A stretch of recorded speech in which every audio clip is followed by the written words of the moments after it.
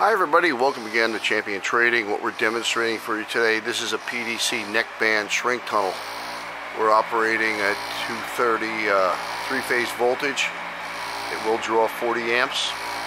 You see we have our set point at 325 and it's leveling off. You'll see the heaters come on to maintain the temperature. Probably has a 2-degree window it's operating on. As you see temperature go down, you'll see the heaters come on, little lights on the right side.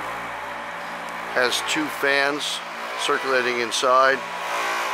You'll see the former owner has closed off some of the portals so that you could have a direct flow of higher velocity air by closing off the other ones that are unneeded.